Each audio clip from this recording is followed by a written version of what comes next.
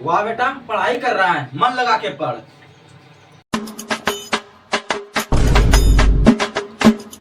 का रे, किधर जा रहा है?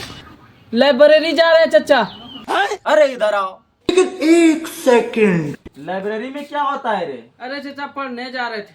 अरे पढ़ लिख के क्या करोगे रे? चलो न पहले खम्मा मार के आते हैं। चाचा अरे पढ़ लिख के कुछ हुआ है रे? सब तो बेरोजगार ही बैठा है, इसलिए मारत दू पे मियाँ टन आ जाए। यस।